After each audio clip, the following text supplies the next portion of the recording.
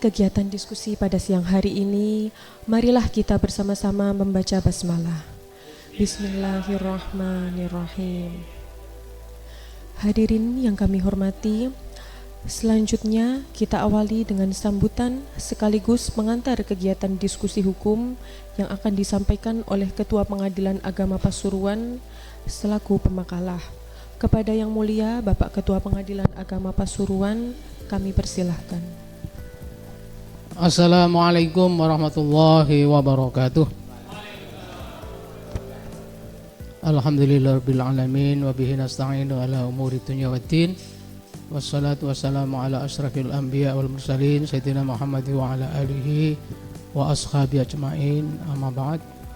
Puji syukur kita panjatkan kehadirat Allah Subhanahu wa taala atas rahmat dan nikmatnya. Pada kesempatan ini kita bisa bermuajahah, bertatap muka atau semacam halakoh diskusi hukum, membicarakan ya baik itu hukum formil maupun juga mungkin terkait dengan hukum material, di mana kita sudah sama-sama paham bahwa hukum itu tentu akan tertinggal dengan kemajuan teknologi, ya teknologi informasi dan komunikasi yang sekarang sudah era AI, ya, perkembangan teknologi semakin cepat sehingga hukum, perangkat hukum, materi hukum ini harus jungkir balik untuk mengejar.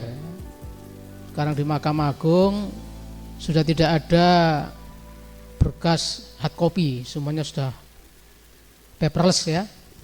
Di tingkat banding juga begitu. Ini masih di tingkat pertama ini. Seharusnya ke depan sudah tidak perlu ada kita sidang dengan berkas, kita sidang dengan melihat laptop saja dan disiapkan layar untuk para pihak itu, sehingga tidak bingung dengan arsip perkara. Kita harapkan semua sudah digital. Lain di tingkat pertama ini masih hibrid itu loh. Apa maksudnya? Campur baur, kadang membingungkan. Ya, sudah ada gugatan di upload di e-court, masih kita suruh ngeprint lagi alat bukti, ngeprint lagi, gitu kan, masih membingungkan, ya. Sehingga perlu kita diskusi-diskusi tentang hukum yang terkait juga dengan perkembangan teknologi. Dan dalam diskusi ini ya kebetulan secara bergilir mungkin nanti saya pembawa materi, pemakalah, mungkin berikutnya Pak Wakil kalau ada tema-tema. Jadi saya harap karena ini diskusi, ya, jadi nanti kita adu argumen, ya, argumentasi yang penting, bukan karena jabatan. Jadi karena pemakalahnya ketua terus ikut semua, tidak. Ya, tentu saya juga mengharap pendapat yang lebih berkualitas. Jadi di sini nanti dalam diskusi ini tidak ada struktural, ya. Kita semua berbicara tentang mana yang lebih kuat dalilnya, argumennya. Jadi di sini langsung saja, tidak usah ada pengantar panjang atau sambutan, langsung kita masuk materi. Berapa menit kita? Untuk materi diberi waktu berapa menit? 15 menit. Ya, oke. Jadi sudah kita rangkum dalam bentuk slide, coba ditampilkan. Nah, ini problem identitas, maksudnya para pihak, ya. Di situ kurang para pihak pada gugatan garis miring permohonan. Berikutnya, slide berikutnya. Di sini, sudah di sini. Ini ya berikutnya, ya. Bisa dibesarkan kah? Ya. Jadi di mana kok malah kecil ini? Ini kan? Coba dibesarkan aja, di-fullkan gitu. Jadi pertama kita mungkin sudah sama-sama paham bahwa yang namanya gugatan atau permohonan itu ada 3 komponen. Ini sudah mafhum, ya. Jadi pertama identitas para pihak, yang kedua posita, ketiga petitum. Nah, yang kita bahasnya nomor 1 nanti. Uraian lengkap mengenai nama, nik, nomor induk kependudukan, alamat atau kediaman, pekerjaan, umur, agama, dan status para pihak, penggugat, tergugat, turut tergugat, ya, supaya jelas ya. Mungkin urutannya nggak seperti itu nanti. Tapi isinya itu. Posita menguraikan kronologi kejadian atau fakta-fakta hukum atau vertelik gronden yang menjadi dasar gugatan permohonan atau menjelaskan hubungan hukum antara para pihak dan objek sengketa serta dasar hukumnya. Vertelik gronden ya. Atau petitum yang ketiga, permintaan atau tuntutan konkret yang diajukan kepada hakim atau untuk diputus. Nah, ini sudah lumrah ya, kita ketahui. Nah, ini slide pertama tadi sudah tidak ada masalah ya. Kemudian identitas para pihak dalam gugatan atau permohonan. Itu kalau kita lihat pasal 57 Undang-Undang nomor 7 tahun 1989 tentang peradilan agama, kemudian di amandemen dengan Undang-Undang nomor 3 2006, terakhir dengan Undang nomor 50 2009, itu tidak ada perubahan, itu tidak ikut di amandemen. Jadi di dalam pasal 67 itu ya terdiri dari nama, umur, ya, tempat kediaman pemohon yaitu suami dan termohon yaitu istri. Itu karena di pasal 67 itu mengatur tentang cerai talak. Kemudian dari KMA nomor 359 ya itu dipertegas secara teknis, sudah dilengkapi ya. Jadi nama pertama, kemudian nomor induk kepegawaian, nomor induk kependudukan NIK, kemudian tempat dan tanggal lahir. Jadi tidak pakai umur, tanggal lahir, kemudian agama, ada agama juga, langsung ditulis di situ Islam. Ada pendidikan juga ditambah, pekerjaan. Pendidikan katanya untuk mengetahui kemampuan para pihak, hakim bisa menilai, ngomong dengan alumni atau tamatan SD mungkin dengan sarjana, hakim mungkin supaya tahu bisa berbeda. Pekerjaan mungkin nanti berkait dengan nafkah dan sebagainya. Tempat tinggal ada RT RW, kelurahan, atau desa, kecamatan, kabupaten. Jadi yang sebelah kanan itu yang kita pakai, karena itu melengkapi undang-undang yang telah ada, itu dilengkapi dengan aturan teknis. Kemudian kompetensi absolut perubahan nama. Jadi kita punya kewenangan di Pengadilan Agama manapun ini untuk melakukan pemeriksaan perubahan nama. Yang ada juga perbaikan, tapi yang kita di sini lebih luas perubahan nama. Itu ada di pasal 46 Peraturan Menteri Agama nomor 30 tahun 2024 tentang pencatatan nikah ya. Judul peraturannya itu menggariskan perubahan nama suami, istri atau orang tua dalam akte nikah atau buku nikah hanya dapat dilakukan oleh KUA setelah adanya putusan pengadilan dan dilampiri akte kelahiran sebagai bukti. Ini juga agak aneh ini. Ya, putusan ini sudah para pihak sudah disidang di pengadilan, sudah membawa putusan, masih disuruh bawa akte kelahiran. Nah, itu kan apa, kurang dipercaya pengadilan. Atau mungkin dianggap setara akte kelahiran dengan putusan pengadilan itu ya. Itu bunyinya begitu. Jadi karena perubahan ya, nama ya bisa lebih luas. Namanya Bejo kan bahasa Jawa, diarabkan diganti Fauzan. Ya, Fauzan misalnya. Itu perubahan. Atau waktu kecil namanya Ayu, nikah karena yang nikah anak ustadz diganti Jamilah, bahasa Arab lagi, kayak orang haji itu loh ya, diganti sama ustadznya di sana.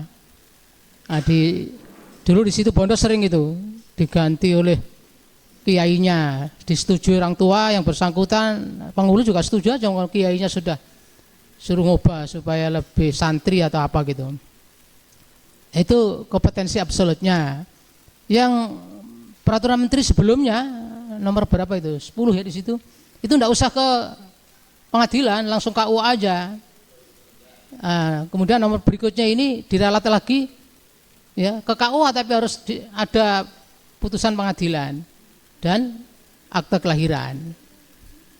Kemudian sedikit kita bicara legal standing ya, untuk membicarakan ini arti harfiahnya adalah kedudukan hukum. Maksudnya hak atau kepastian sah yang dimiliki seseorang, kelompok atau badan hukum untuk mengajukan gugatan atau permohonan di pengadilan karena adanya kepentingan hukum langsung ya. Unsur utama legal standing itu kepentingan hukum. Ya, kepentingan hukum itu kan nanti ada dari akibat hukum. Peristiwa yang akibatnya diatur oleh hukum. Jadi kayaknya urutannya begitu. Jadi apa? Perbuatan hukum, akibat hukum, apa? Kepentingan hukum. Kalau misalnya saya dengan Pak Wakil ini teman, ya, itu tidak masuk apa? Tidak masuk hubungan hukum karena teman. Karena hubungan teman tidak diatur oleh hukum. Kecuali saya dengan Pak Wakil transaksi jual beli HP. Nah, itu sudah peristiwa hukum karena akibatnya diatur oleh hukum. Kalau Pak Wakil tidak bayar padahal HP sudah kita kasihkan, bisa digugat. Ya. Ya misalnya Pak Wakil dengan Bu Ocha itu sekedar teman. Nah, tapi kalau perselingkuhan itu diatur hukum akibatnya. Bisa dituntut oleh orang tuanya. Nah, bahkan bisa dilapor ke Mahkamah Agung. Wah, itu kalau jadi hubungan hukum itu hubungannya akibatnya diatur oleh hukum. Kalau tidak diatur hukum ya bukan hubungan hukum. Nah, disitulah kalau ada hubungan hukum itu ada kepentingan hukum. Itu unsur utama legal standing. Ada kerugian yang nyata. Ada hubungan sebab akibat antara kerugian dengan pihak yang digugat. Ya sekedar. Ini yang masuk materi. Problem identitas pada surat permohonan perubahan nama pada buku nikah. Nah, ini identitas pada surat permohonan harus sesuai KTP. Itu menurut saya ya. Alasannya apa? Ini ada 4 alasan yang saya kemukakan. Jadi kalau ada orang ajukan permohonan nama, perubahan nama di buku nikah, maka identitas di gugatan permohonan itu harus sesuai KTP. Alasannya apa? Alasan yuridis ya, KMA itu. Karena di KMA ditentukan bahwa di identitas itu disebutkan harus ada NIK. Nah, NIK itu tentu dari KTP. Nah, kemudian alasan gramatikal. Di Peraturan Menteri 30 tahun 2024 itu disebutkan bahwa perubahan nama di buku nikah itu oleh KUA setelah ada putusan pengadilan dilampiri akte kelahiran. Jadi kalau hanya penetapan saja yang dibawa ke KUA, KUA masih tanya mana akte kelahiranmu. Itu artinya di sini saya maknai menegaskan bahwa akte kelahiran sebagai dasar utama perubahan nama. Jadi KTP itu didukung akte kelahiran. Karena akte kelahiran itu yang muncul pertama kali.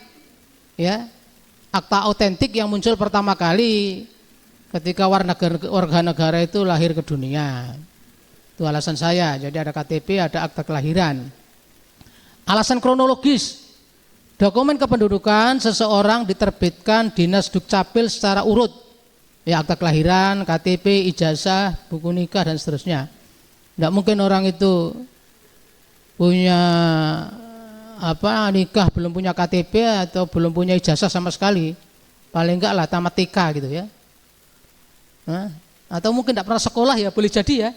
Orang nikah tidak punya ijazah satupun, tapi kan sekarang orang nikah harus punya KTP, harus punya akte kelahiran. Bahkan kemarin kemenakan saya itu mau nikah oleh pihak desa kurang persyaratannya, padahal sudah diserahkan KTP akta kelahiran, kurang apa Pak? Ijazah Pak harus ada. Kenapa ijazah? Kutanya petugas desa, katanya Pak KUA sekarang ini harus sesuai dengan ijazah Pak. Kalau nanti KTP atau akta kelahirannya kurang pas, kita jadikan pegangan ijazah Pak. Karena KTP, akta kelahiran itu kalau salah-salah sedikit, Dukcapil mau mengubah katanya. Tapi kalau ijazah, katanya rumit dia. Untuk mengubah ijazah itu lebih gampang KTP, bahkan akta kelahiran daripada ijazah. Maka KUA sekarang sudah pinter, diminta ijazahnya itu kalau orang mau menikah. Alasannya praktis ya, bukan alasan yang yuridis tapi praktis. Karena nanti kalau ijazah yang salah sendiri semua benar itu susah, tapi kalau ijazahnya benar yang lain tinggal membenarkan. Kemudian alasan filosofis, bila seorang mengajukan perubahan nama, maka ia harus mencantumkan identitas diri dengan nama yang benar sebagai dasar untuk mengubah yang salah dengan disertai bukti otentik berupa akte kelahiran, KTP dan seterusnya. Paling enggak 2 itu. Selain mengajukan permintaan agar dokumen yang tidak sama dengan klaim dan bukti otentiknya diubah. Maksudnya kalau surat nikahnya itu tidak sama dengan akte kelahirannya, tidak sama dengan KTP-nya, tolong itu diubah gitu loh, maksudnya minta gitu. Ya, pernyataan konkretnya, nama saya A, ini bukti bahwa nama saya A. Maka nama saya yang ada pada dokumen buku nikah dengan nama B, mohon diubah menjadi A. Nah, nama saya A, dengan pegang KTP dan akte kelahiran gitu kan. Ya. Dua-duanya, bahkan ditambah ijazah KK lebih bagus. Nah, jika bukan pakai dasar yang awal, maka menjadi di nomor 2 itu. Misalnya kita di identitas pakai nama di buku nikah ya.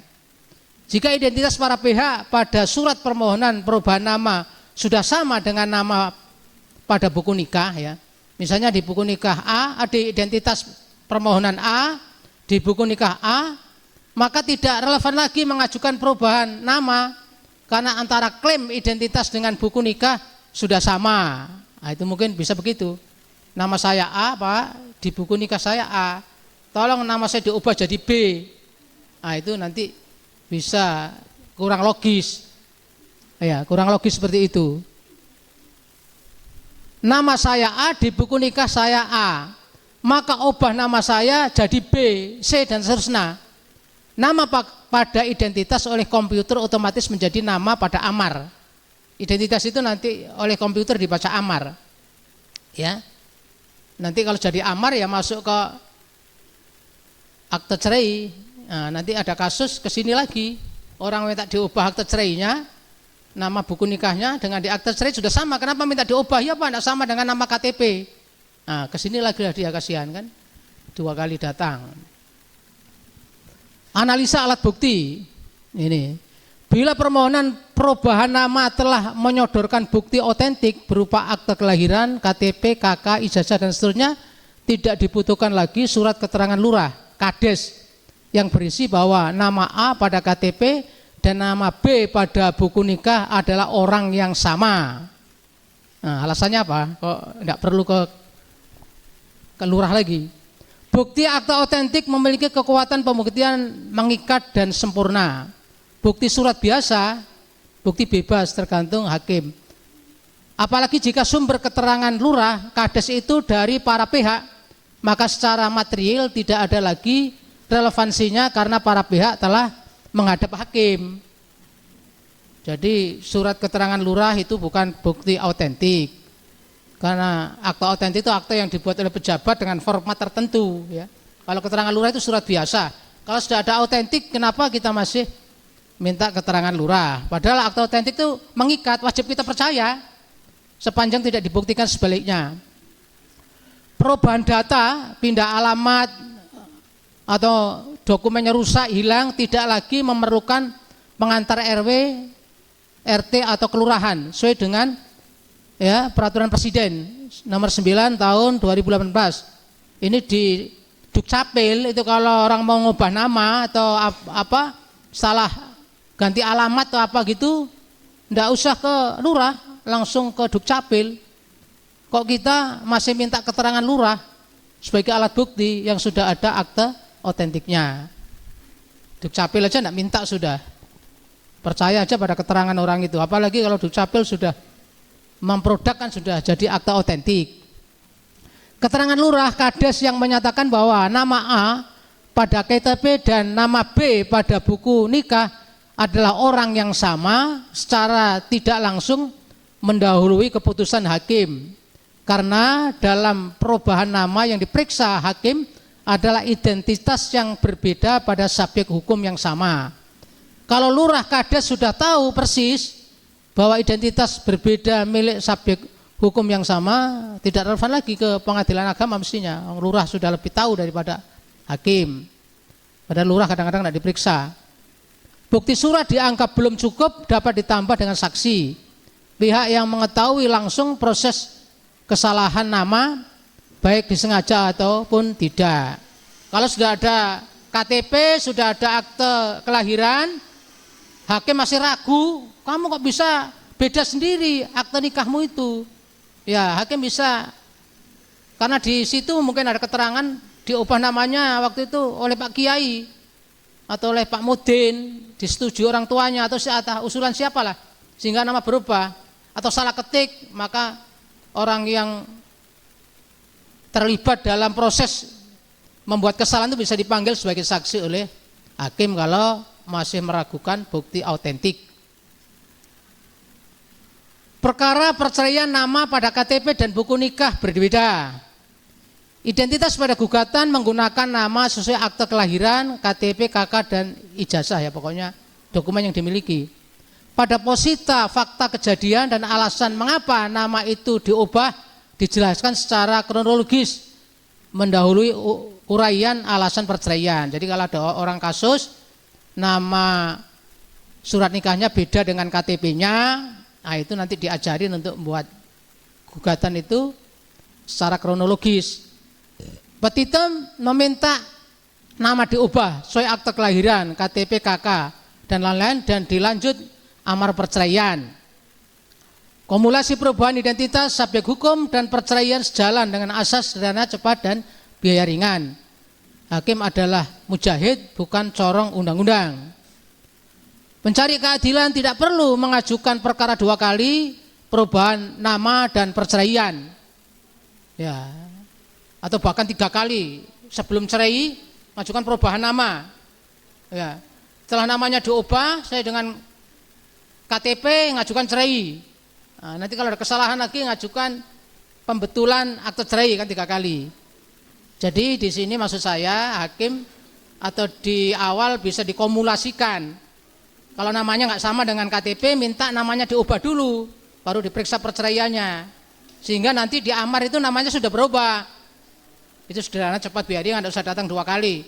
Ngubah nama baru cerai. Itu kan, itu lebih sederhana. Tapi harus ada dalam posita. Kumulatif. Kenapa nggak bisa orang isbat nikah dengan cerai aja bisa, ya. Ini cuma ngubah nama dengan cerai, kenapa enggak bisa? Gitu loh maksudnya, ya. Penambahan nama alias pada identitas gugatan permohonan. Petugas PTSP menambahkan kata alias karena nama pihak di KTP dan buku nikah beda. Ini kasus perkara saya kemarin. Misal di KTP tertulis Umar, buku nikah Amir, lalu ditulis Umar alias Amir. Ini yang nulis ini, saya tanya, Ria katanya, NASA katanya PTSB. Jadi namanya jadi Umar alias Amir. Mesin komputer membaca Umar itu 4 karakter, Amir 4 karakter, Umar alias Amir 3 karakter, sehingga menjadi 3 nama. Bukan malah sederhana di mesin komputer itu. Karena mesin komputer ngitung karakternya, ngitung hurufnya.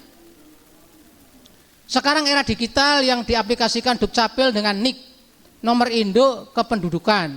1 NIK 1 nama. Menambahkan kata alias dianggap lumpah itu sebelum ada NIK. Di era NIK memperbaiki, mengubah 1 huruf, misalnya dari selamat menjadi selamat, perlu penetapan pengadilan, bukan penetapan PTSP. Ini nambah 13 karakter cukup PTSP, kita percaya saja. Padahal ngubah selamat ke selamat, suruh kita yang periksa. Ini agak ironis ini. Nah, putusan pengadilan yang mencantumkan nama alias pada identitas atau tidak mengubah nama pada buku nikah yang sesuai KTP, kemudian nama itu masuk amar dan tertulis pada akte cerai, ketika mau menikah ditolak oleh PPN. Dan pada akhirnya mereka datang ke pengadilan agama lagi mengajukan perubahan nama pada akte cerai sesuai dengan KTP. Coba bayangkan, datang ke sini lagi karena namanya tidak kita sesuaikan dengan KTP. Karena sekarang itu KTP yang pertama, identitas itu. Hakim memeriksa saksi juga diminta KTP. Ya, kalau tidak sesuai KTP suruh keluar. Misal, ya, dia daftar nama Gatot, ternyata di KTP-nya Nur siapa? Nuril, mesti ditolak oleh hakim karena dia kalau kenal hakimnya, oh iya sampai ini Gatot ya atau Nuril ya. Kalau orang nggak kenal kan nggak percaya hakimnya tuh. Namamu Gatot kok, namamu Nuril kok kamu Gatot, kan jauh itu. Mesti ditolak. Di kasus pidana sudah ada di Jakarta itu, artis terkenal waktu daftar saksi itu namanya nama artis. Begitu diperiksa KTP tidak cocok, disuruh keluar sama hakim. Atau didengar pendapat di DPR. Rapat dengar pendapat, itu lapor namanya As, setelah ketua rapat disuruh ngecek KTP-nya beda, suruh keluar itu, tidak jadi melapor. Ya, mau naik kereta, nama di tiket dengan KTP-nya beda, tidak boleh naik itu. Pesawat juga begitu. Nah, untung saya dulu pernah nipu-nipu karena tidak ketat. Saya masuk di Lawang Sewu, itu ditolak karena tidak punya vaksin. Nah, jadi saya sendiri rombongan dari mana dulu waktu Pak ke APT anak nikah itu aku sendiri yang tertinggal karena aku tidak pernah vaksin selama COVID itu satupun. Aku ditolak. Aku tidak kehabisan akal.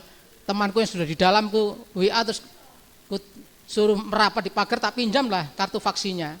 Untung petugas tidak nyocokkan dengan KTP saya. Oh iya Pak, oke gitu. Karena dilihat kartu vaksinnya tidak dilihat KTP ku. Nah, itu mungkin karena hanya masuk tempat wisata saja. Nah, kalau diperiksa KTP, oh cukup. Jazakumullah khairan. Ya, amin. Sampai 15 menit. Lebih ya? Ya, mohon maaf. Assalamualaikum warahmatullahi wabarakatuh. Assalamualaikum warahmatullahi wabarakatuh. Sebelumnya kita aplaus dulu untuk Pak Ketua ya. Iya. Luar biasa ya, komprehensif ya. Apa? Komprehensif. Ya, sudahlah kok kayak sip-sipan lah yang penting ini. Ya. Oke ya. Bapak Ibu yang kami banggakan ya, Bapak Ketua yang kami muliakan. Jadi saya juga hanya sedikit aja ya barangkali menanggapi berkaitan dengan apa yang disampaikan oleh Pak Ketua ya. Saya pikir kalau Pak Ketua nulis memang sudah luar biasa, talentnya luar biasa ya. Jadi sudah berapa buku itu sudah menulisnya itu ya. Ada lebih dari 3 ya. Saya juga mohon maaf Pak, itu alias itu sebenarnya ketika saya sampaikan ketika di asesmen itu saya sampaikan itu ada perbedaan-perbedaan, jadi saya mohon maaf. Iya. Jadi mungkin ada perintah dari saya gitu loh. Ketika itu untuk agar menjembatani nama yang berbeda itu. Baik Bapak Ibu yang kami banggakan, saya menyampaikan pertama adalah berkaitan dengan yang disampaikan Pak Ketua tadi ya. Jadi unsur gugatan itu ada 3, itu hanya diatur di dalam RV saja ya. Kalau di dalam RBG maupun HR tidak diatur berkaitan dengan unsur-unsur gugatan itu. Ada identitas, posita, petitum, itu hanya di RV saja, di RBG dan di HR itu tidak atur ketentuan itu ya. Kemudian karena gugatan itu penting ya sebagai dasar hakim di dalam periksa perkara ya, terutama berkaitan dengan identitas, posita dan petitum itu. Jika semuanya itu tidak benar ya, atau kabur, rancu, itu gugatannya akhirnya tidak dapat diterima. Jadi penting itu ya. Jadi ini sebagai dasar di dalam memeriksa hakim untuk untuk kelanjutan memeriksa perkara ini memang harus dilihat dulu tentang kebenaran atau ketepatan di dalam membuat gugatan itu. Makanya ini penting ya. Jadi berkaitan dengan identitas maupun posita maupun petitum adalah ini sangat penting, karena sebagaimana saya katakan tadi, kalau memang tidak benar, tidak baik, terutama berkaitan dengan identitas, pasti itu akan menimbulkan kegagalan di dalam gugatan. Kemudian berkaitan dengan identitas, karena bagian saya itu identitas Pak Ketua ya. Berkaitan dengan identitas, maka itu sangat dominan. Kalau identitasnya tidak benar juga banyak pengaruhnya, banyak akibatnya ya, yang pada dasarnya juga bisa menyebabkan error in persona, bisa bisa akibatnya juga tidak jelas, atau alamatnya juga bisa saja menyebabkan juga bisa salah kompetensinya juga ya. Jadi memang kita harus benar-benar cermat dan tepat di dalam membuat identitas gugatan itu. Dan pada umumnya identitas diri ya, identitas diri daripada seseorang itu yang paling utama adalah KTP itu memang ya. Jadi KTP pada dasarnya pada umumnya. Kemudian berkaitan dengan nama di dalam gugatan itu, memang di dalam Undang-Undang Nomor 7 tahun 89 itu pasal 67 itu yang sampaikan Pak Ketua itu memang hanya mencantumkan nama, umur dan tempat tinggal saja, ya toh.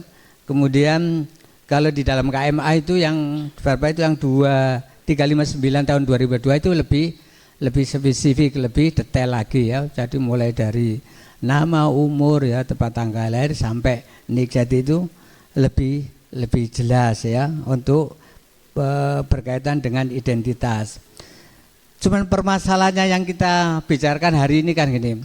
Kalau sebenarnya identitas dari pihak itu tidak terjadi perbedaan, artinya semuanya sama, itu tidak ada jadi masalah. Tidak ada masalah di dalam gugatan ya. Tetapi yang terjadi masalah itu kan ketika terjadi perbedaan antara surat nikah umpama berbeda, KTP berbeda umpama dengan akta kelahirannya, dengan ijazahnya, itu yang jadi masalah. Makanya itu bagaimana? Jadi kalau kita melihat pada dasarnya di dalam suatu gugatan atau permohonan itu kan kita juga harus berpedoman juga siapa sih yang punya legal standing ya. Siapa sih yang punya legal standing daripada gugatan itu, dan apakah ada hubungan hukumnya gitu kan. Mereka-mereka yang mengajukan gugatan itu dari pihak-pihak itu, gitu. Kemudian itu kalau perkara perceraian itu kan yang basisnya kita adalah perkawinan, gitu. Basisnya kita adalah perkawinan. Tentu yang punya hubungan hukum, yang punya legal standing pada dasarnya adalah di dalam surat nikah itu, identitas itu, ya. Jadi karena itu bukti daripada perkawinan, hubungan hukum di dalam perkawinan, di dalam perceraian itu hubungan itu adalah surat nikah. Makanya itu yang punya legal standing, yang punya hubungan hukum ya, yang punya kapasitas di dalam mengajukan gugatan itu adalah identitas yang ada di dalam surat nikah itu. Idealnya logisnya seperti itu ya. Logisnya itu seperti itu. Karena itu bagian daripada nanti pembuktiannya itu. Jadi kalau kita melihat daripada substansinya, objek daripada perkara itu, maka yang logis itu adalah identitas itu adalah sesuai dengan di dalam surat nikah. Kalau dalam hal perceraian loh Mas. Dalam surat nikah itu dalam buku nikah ya. Jadi bukan KTP itu secara logis kalau demikian itu ya. Demikian juga di dalam perubahan biodata. Karena objek dan substansi daripada perkara itu adalah berkaitan dengan yang ada di dalam surat nikah itu, perbedaan itu tentu itu yang menjadi legal standing, yang punya kapasitas, yang punya hubungan hukum adalah yang ada di dalam surat nikah itu. Baik dalam perkara permohonan, gugatan, cerai maupun dalam permohonan perubahan biodata, yang punya legal standing adalah logisnya adalah yang ada di dalam surat nikah itu ya. Karena apa? Karena kalau yang di luar itu kan nanti akan timbul ya. Yang ketika muncul di dalam akta cerai, loh kok kalau kita pakai KTP ternyata KTP-nya kok antara akta cerai enggak sesuai Dan itu yang jadi masalah akhirnya itu kan. Jadi ketika kita memakai apa nama itu tadi ya, yang alasan logis saya itu adalah seperti itu.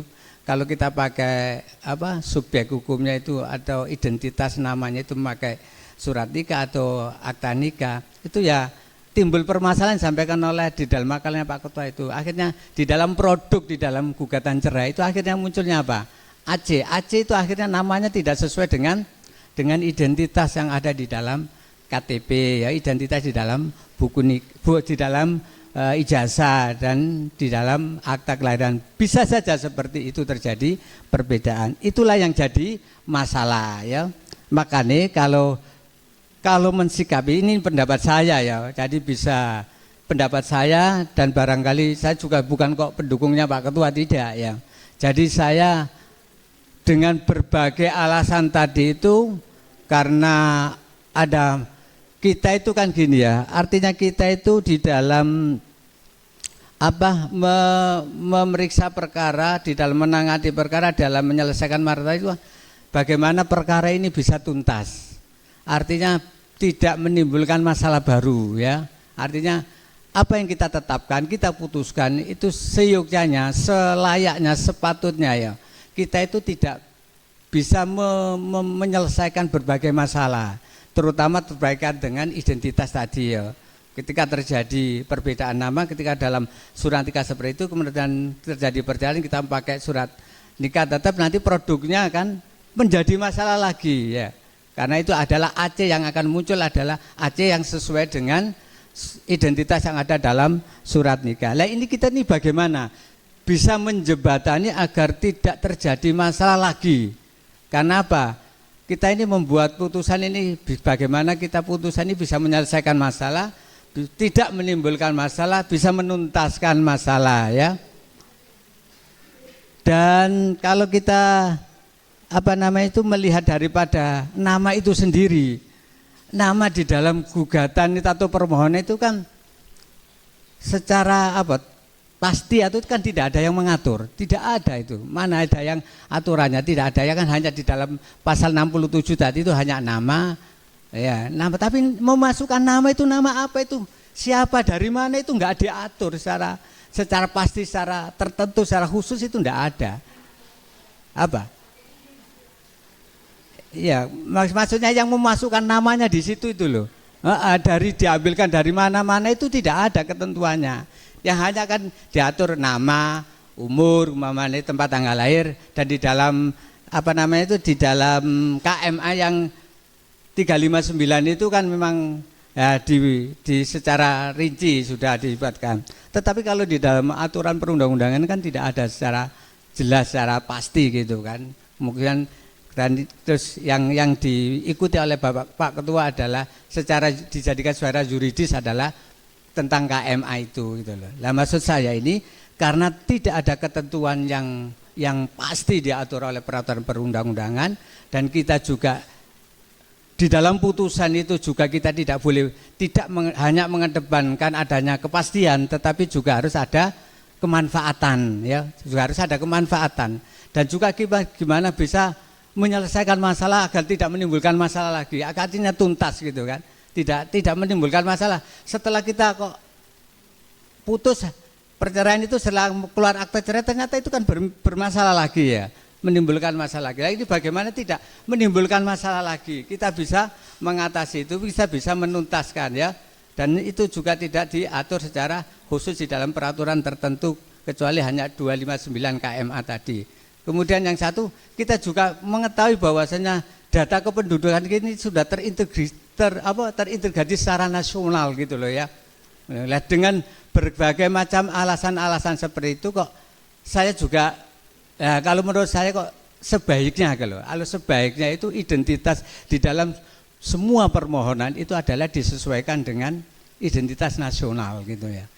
Cuman di dalam pertimbangan hakim harus mempertimbangkan di dalam putusannya. Di dalam gugatan juga begitu, harus dicantumkan adanya perbedaan-perbedaan itu sehingga menjadi clear gitu loh, artinya nanti dalam pertimbangan ya. Apalagi kita itu bukan sekedar apa sebagai corong undang-undang, tapi kita juga judge law ya, kita harus sebagai pembuat undang-undang. Maka tentu agar bisa mengatasi berbagai permasalahan dari perubahan sehingga tidak ada yang mengajukan perubahan nama di dalam AC. Itu menurut saya kok sebaiknya kita juga memakai data kependudukan secara nasional ya, secara nasional, dan data diri kependudukan secara nasional itu KTP.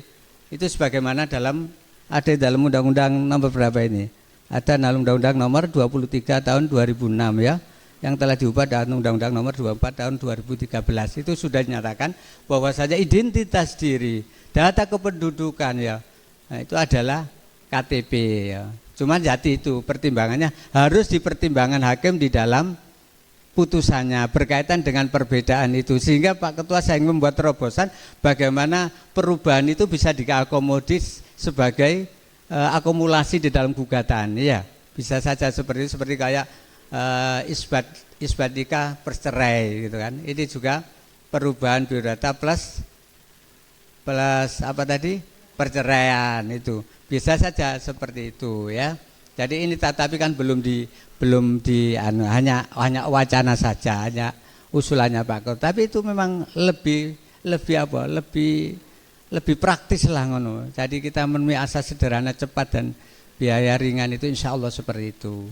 Jadi barangkali itu Pak Ketua berkaitan dengan perbedaan nama. Kesimpulannya adalah berkaitan dengan nama yang terjadi perbedaan di dalam surat gugatan itu, dengan pertimbangan tadi untuk mengatasi berbagai masalah agar tidak menimbulkan masalah baru, agar masyarakat datang ke sini lebih tuntas ya, maka kita perlu juga dan itu juga pertimbangan tidak ada ketentuan secara pasti ya di dalam aturan, baik di dalam HIR, di dalam RBK, di dalam RV ya, dan kita juga data kependudukan kita sudah menjadi data yang nasional ya, yang terintegritas seluruhnya. Makanya sebaiknya, maksudnya kalau menurut saya itu memang kita harus memakai data secara nasional ya, karena yang penting itu adalah kita bagaimana bukan hanya kepastian saja tapi juga kemanfaatan yang saya sampaikan itu ya. Barangkali itu ya yang dapat saya sampaikan. Kalau berkaitan dengan alat bukti nanti Pak Saiful nanti ya, kira-kira seperti itu. Ya, demikian kurang lebih saya mohon maaf. Khairu kalam billahi taufiq wal hidayah. Assalamualaikum warahmatullahi wabarakatuh. Bismillahirrahmanirrahim.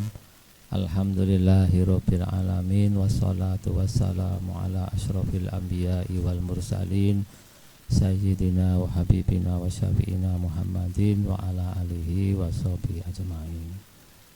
Bapak Ketua Pengadilan Agama yang saya hormati, Bapak Wakil Ketua Pengadilan Agama yang saya hormati, Ibu-ibu rekan hakim yang saya hormati, Bapak Panitera, Sekretaris yang saya hormati, dan seluruh pejabat struktural fungsional Pengadilan Agama Pasuruan.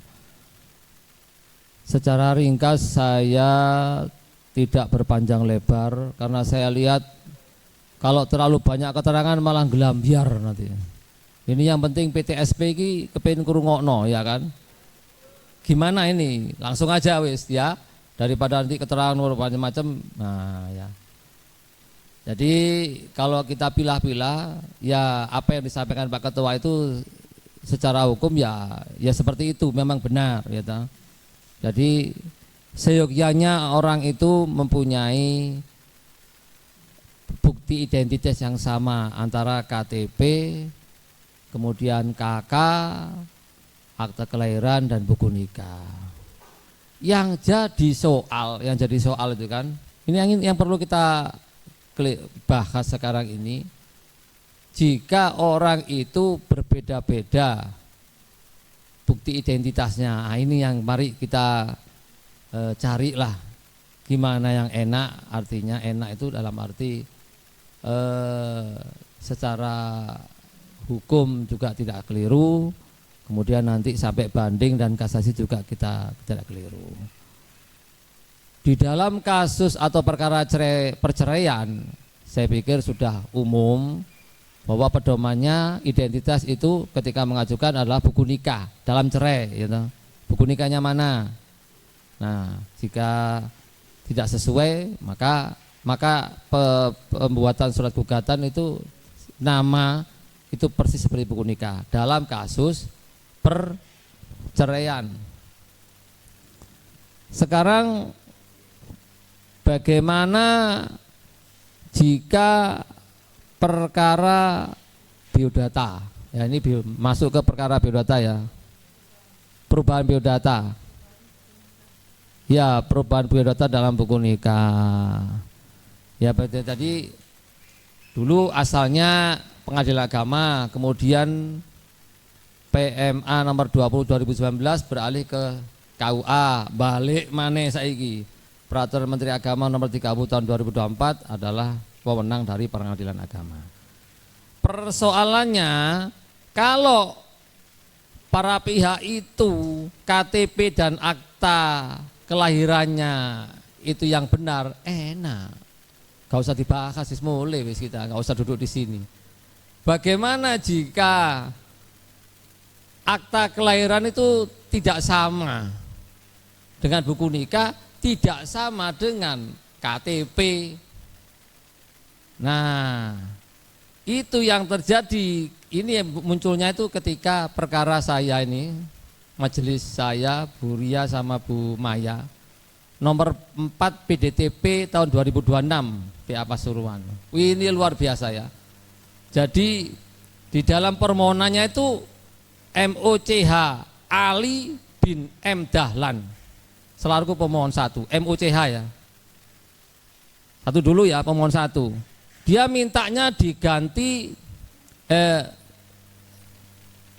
di dalam petitumnya namanya Moh Lukman. Wah, kan bingung lagi. Beda.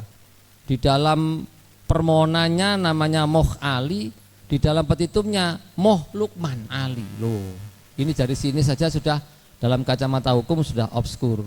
Antara identitas dengan petitum sudah tidak sama. Bingung lagi kita. Masalah lagi, kur kepala saya jadinya. Moh Lukman ya bin Harjo M Dahlan dirubah menjadi asalnya di dalam buku nikah Moh Lukman Ali bin Harjo Prayitno diganti Moh Ali bin M Dahlan. Iki wong Jawa mek wong Arab tapi ya iki ya. Waduh ini ya. Nah, satu ya, pemohon satunya wis keliru ini. Di surat permohonannya wis keliru, tertulis Moh Ali, tetapi di petitumnya Moh Lukman Ali. Antara identitas dengan posita dan petitum berbeda-beda. Ini sebenarnya obskur, tapi saya kasihan, ayo dirubah dulu, gitu kan. Kemudian Harjo Prayitno dengan M Dahlan, wah ini luar biasa ya. Nah, sekarang pemohon 2, ya saya tanya ya, pemohon 2 di sini Suwe Parni minta diganti Latifah. iki wong Jawa, Latifah iki wong Arab. Kukur iki agak majelis iki piye iki ya. Kemudian bapaknya Truno Harjo, bapaknya Suparni itu binti Truno Harjo di dalam buku nikah diganti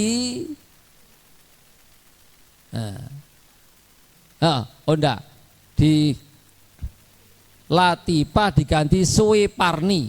Nah, ya ini ya. Jadi Suwe Parni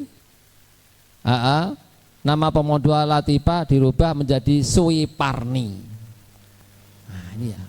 Ternyata apa? Ternyata alat buktinya itu semuanya tidak ada yang mendukung untuk menjadi yang benar menurut pemohon. Tidak seperti itu. Kalau akte kelahirannya sudah benar, misalkan Moh Ali atas nama Moh Ali MOCH Ali, ya sudah. Enggak usah surat keterangan lurah untuk apa? Ya. Begini ya, biar tidak simpang siur disangka majelis ini kok minta surat keterangan lurah, ada apa? Loh. Kalau ini di dalam kasus nomor 4 PDTP 2026 ini yang dibawa sama para pihak itu loh, ya.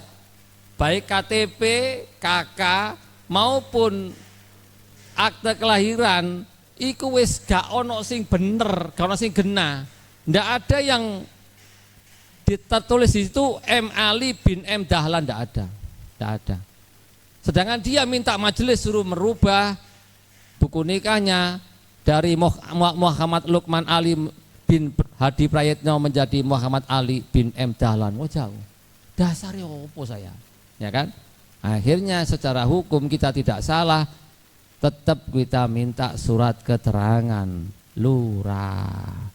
Memang kekuatannya lurah itu bukan bukti otentis sebagaimana notaris, tetapi ini sebagai bukti pembanding, dan lurah ini saya didahului oleh pengantar dari RT RW.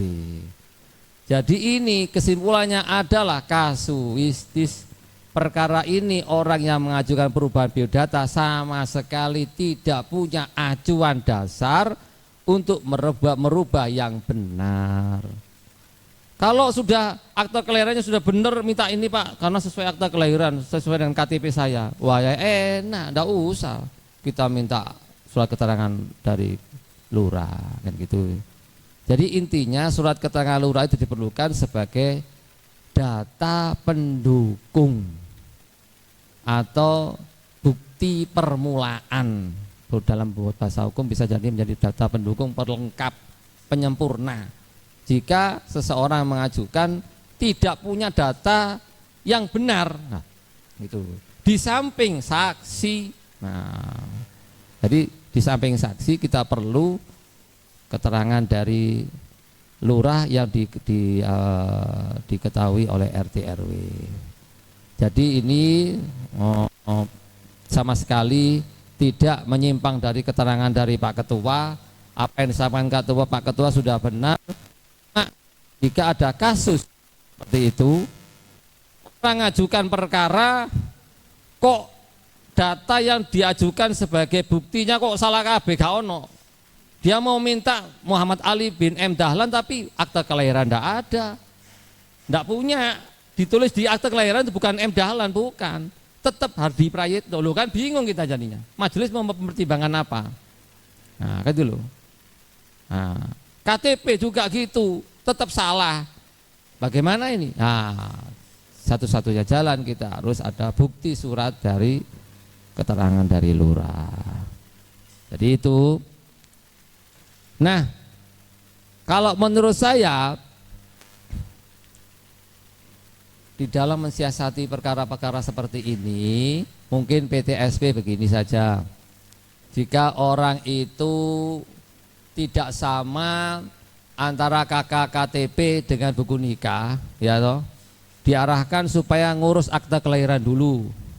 Sebelum biodata turun, akta kelahiranmu dirubah, disesuaikan dengan yang benar. Nah, gitu. Nanti setelah ngurus ke Dukcapil, akta kelahiran sebagai bukti identitas yang paling urgen atau paling tinggi. Nah, baru kamu ke sini daftar untuk perkara permohonan perubahan biodata. Itu kalau menurut saya solusinya. Kalau diterima saja perubahan biodata, loh, tapi akta kelahirannya tetap salah. Saya rasa ini ruwet ini, tetap ruwet. Karena nanti dia mau haji atau umroh, lah tidak bisa dak. Ini karena apa? Bukti yang paling mendasar dan paling tinggi adalah akta kelahiran. Karena orang itu lahir kan akta toh, keluar akta. Setelah itu KTP, KK. Setelah itu setelah nikah baru ada buku nikah. Orang mau nikah mesti ditanya KTP. Setiap orang mau nikah ditanya sama KUA, mana KTP-mu, mana KK-mu, kan begitu toh? Mana akta kelahiranmu? Karena apa? Karena KUA sekarang ini sudah sinergi, sudah ngerti bahwa bukti identitas itu harus sesuai dengan KK, KTP, akta kelahiran itu. Jadi kalau tidak sama, saya klarifikasi lagi, PTSP mengarahkan kemana? Gimana kalau akta kelahiran sampean dirubah dulu ke Dukcapil, diselesaikan dulu lah. Untuk mensiasati jangan sampai kayak perkara nomor 4 PDTP yang saya terima itu loh. Rusak ini, salah semua. Bukti yang diajukan itu sudah salah, gitu loh. Jadi sampean ngomong yang disampaikan PTSP Sampai urus dhisik akte kelahiranmu KK ambek KTP mesti bener. Baru setelah itu sampai ngajukan perkara permohonan biodata di Pengadilan Agama Pasuruan. Enak sudah hakimnya. Setelah dirubah oleh Dukcapil, oh akte kelahiran dan KTP sudah sebenar. Oh, oke langsung kabulkan gitu loh. Nah, ya seperti itu. Ini yang pertama. Biar cepat gitu loh. Langsung to the point aja. Jadi PTSP seperti itu. Kemudian yang kedua tentang bagaimana Pak orang cerai, ini cerai loh ya, bukan biodata lagi. Kok buku nikah dengan KTP dengan KK kok nggak sama? Kalau menurut saya supaya putusan kita ini nanti selamat, artinya dibawa ke kemana-mana itu selamat. Saya cenderung maaf ya, kalau beda pendapat monggo. Saya cenderung menggunakan alias karena supaya untuk perceraian ya, supaya putusan kita ini bisa diterima oleh semua kantor-kantor. Jika ada ya antara KK, KTP, akta kelahiran nggak sama, itu saya cenderung berpendapat tetap dalam putusan itu ada alias karena supaya nanti putusan kita ini bisa diterima oleh pihak-pihak yang berwenang.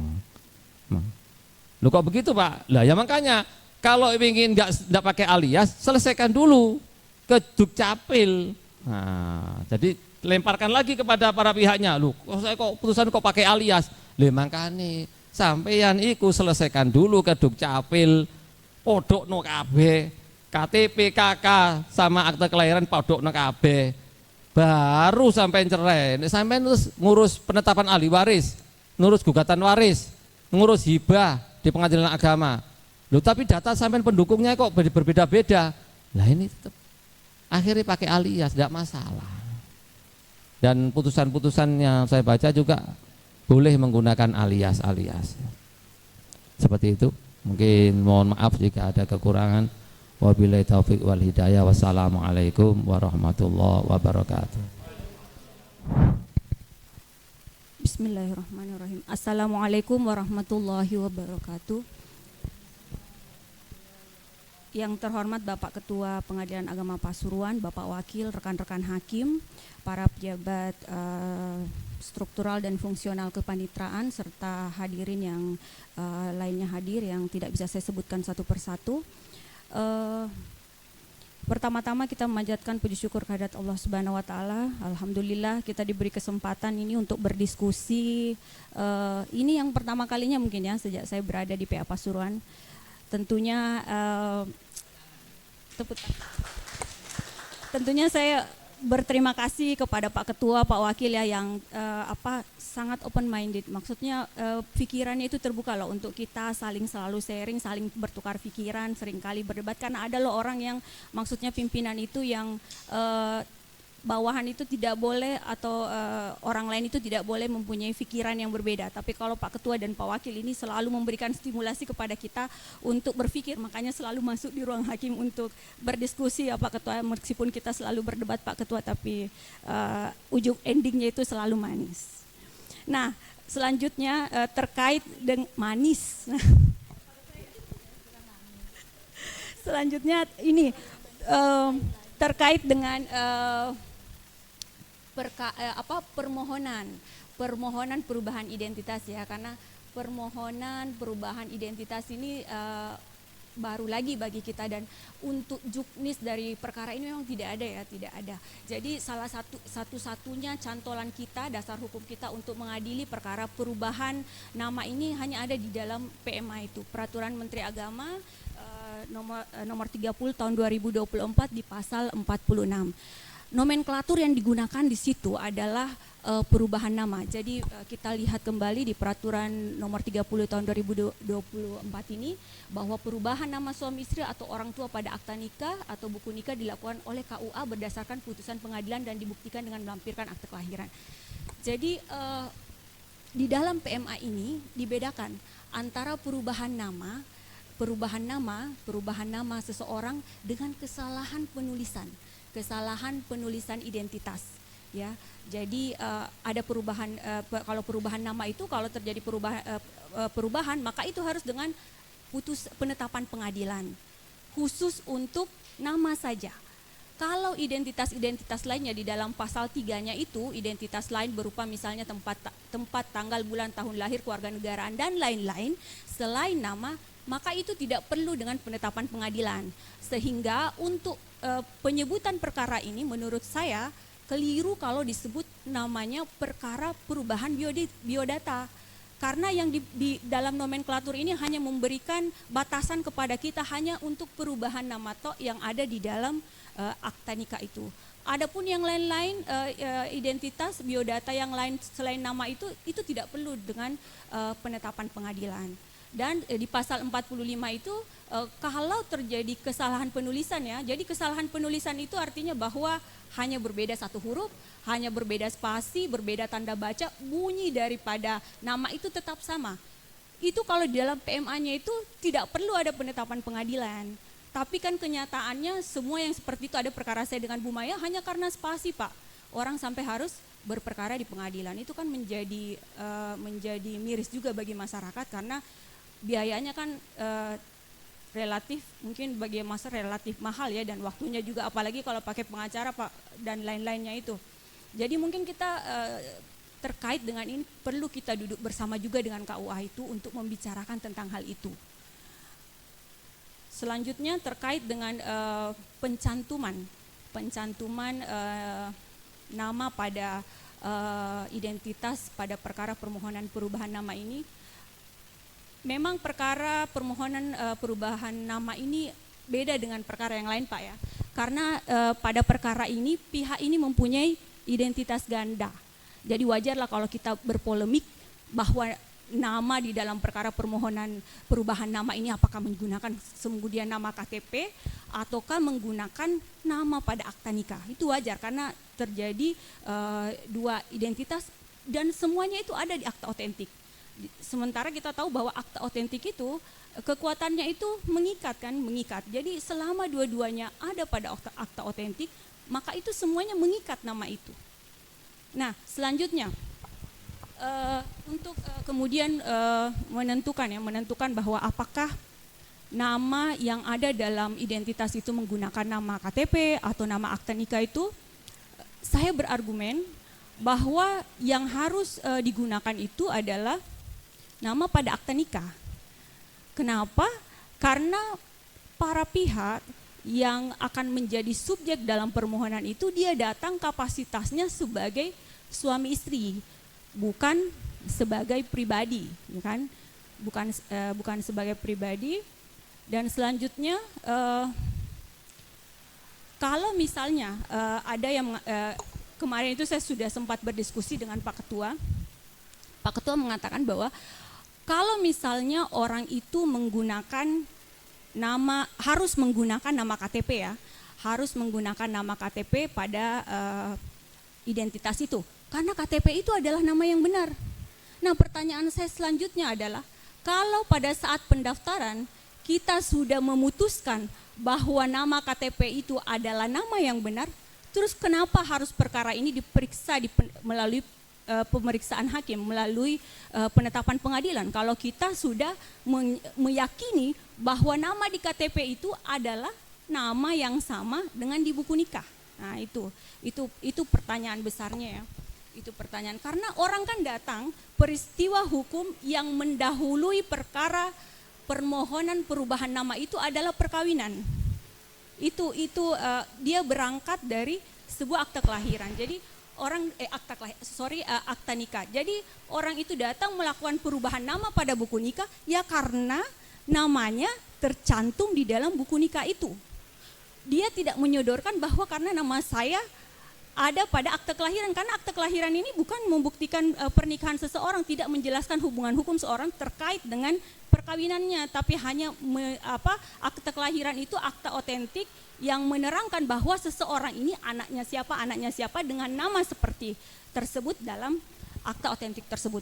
Argumen saya ini Pak, saya pakai berdasarkan untuk uji kebenarannya, Kita mungkin pada semester pertama kita sudah belajar awal-awal ya, kalau di Fakultas Hukum itu kita belajar filsafat hukum ya. Kita belajar yang namanya untuk melakukan sebuah penarikan kesimpulan yang benar itu ada metode yang namanya metode silogisme. Jadi silogisme itu kita susun berdasarkan premis mayor, premis minor. Premis mayor itu adalah pernyataan-pernyataan yang sifatnya umum. Biasanya premis mayor ini diambil dari regulasi-regulasi yang ada. Selanjutnya kita ada premis minornya, yaitu memasukkan subjek di dalam premis itu, pernyataan itu. Dan selanjutnya kita melakukan penarikan kesimpulan. Jadi kalau penarikan kesimpulan yang saya uji melalui silogisme ya, silogisme itu jadi premis mayornya itu kan adalah bahwa setiap suami istri yang namanya tercantum pada akta nikah dapat mengajukan permohonan perubahan nama pada buku nikah. Itu premis mayornya. Kita semua setuju tidak dengan pernyataan ini? Karena syarat daripada silogisme ini, premisnya harus benar dulu. Kalau ada premis yang salah, maka tentu penarikan kesimpulan itu kemudian akan salah. Kita setuju kan dengan pernyataan ini? Yang pertama. Dan itu adalah suatu kebenaran yang mutlak. Itu syaratnya kalau kita mau melakukan silogisme dan nanti penarikan kesimpulannya itu harus benar. Ini sama sebenarnya cara yang dilakukan oleh hakim untuk melakukan penarikan kesimpulan untuk menyimpulkan kemudian bagaimana putusannya. Ini kalau apa namanya dulu di siapa sih itu Pak Sidarta ya, yang selalu jadi pemateri penalaran hukum selalu memakai metodologi ini. Selanjutnya di premis minornya itu adalah bahwa nama ya ada Romi dan Yuli. Romi dan Yuli ini adalah nama seseorang di buku nikah. Jadi untuk kasus ini saya anggaplah nama KTP-nya itu Budi dan Wati. Kemudian nama di buku nikahnya itu adalah Romi dan Yuli. Karena kita bicara perubahan nama ya, bukan kesalahan penulisan nama. Jadi memang namanya benar-benar berbeda. Nah, selanjutnya di premis minornya itu adalah Romi dan Yuli adalah suami istri yang namanya tercantum pada akta nikah. Nah, konklusinya kemudian adalah bahwa Rumi dan Yuli dapat mengajukan perkara perubahan pada buku nikah. Itu kesimpulannya. Itu silogisme itu ada rumus-rumusnya sebagaimana saya sudah tuliskan di sini. Rumus-rumusnya itu komponennya sesuai mengikuti dengan warna hurufnya.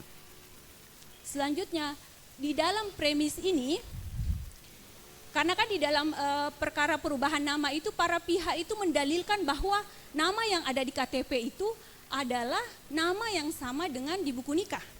Itu kan dalilnya mereka tuh, ya waktu datang mendaftar kan. Nah itu tidak boleh dijadikan premis, karena itu belum menjadi kebenaran mutlak. Itu kemudian baru menjadi kebenaran setelah dia melewati tahap persidangan.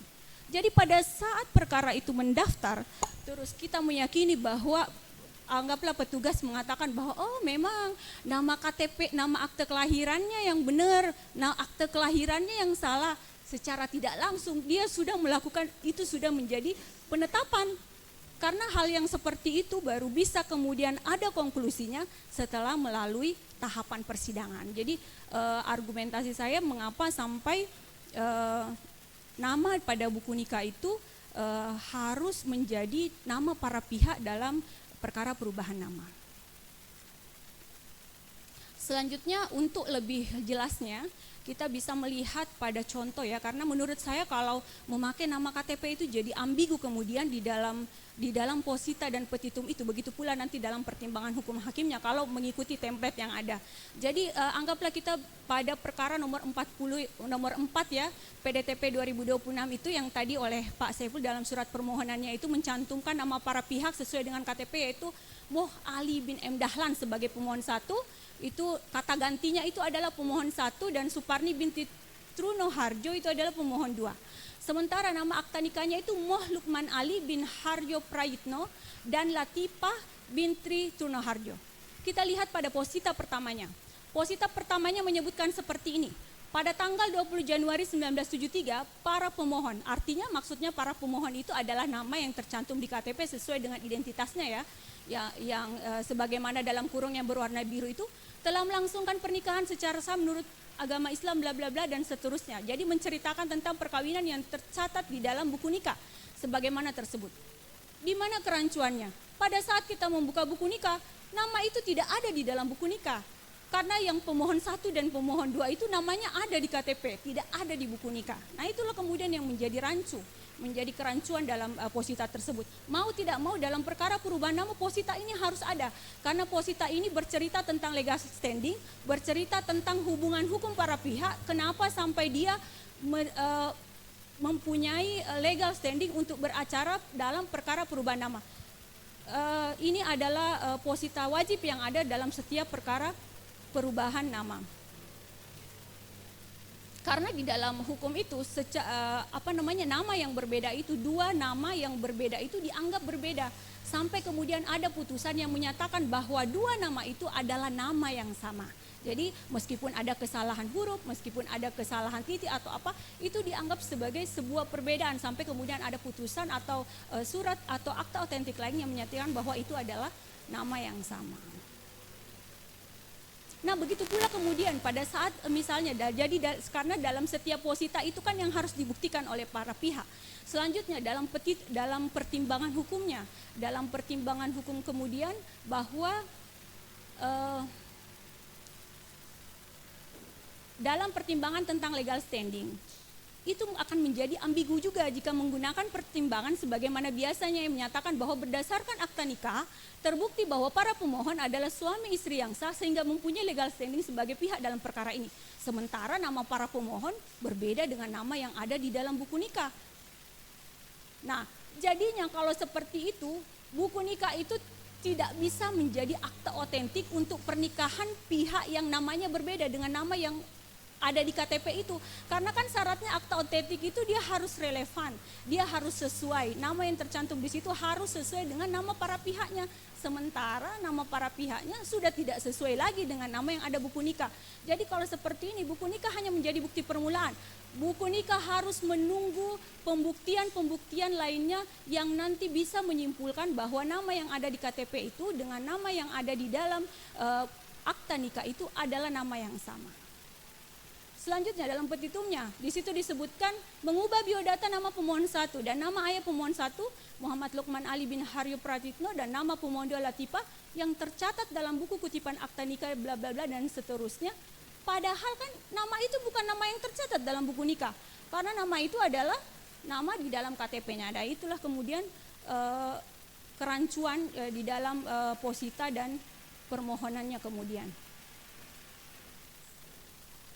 Selanjutnya, saya menanggapi terkait dengan alasan identitas pada surat permohonan itu harus sesuai KTP, karena alasan yuridisnya itu adalah KMA ya, kayak KMA nomor 359 wajib mencantumkan nomor induk kependudukan, maka identitas para pihak dalam gugatan permohonan adalah KTP.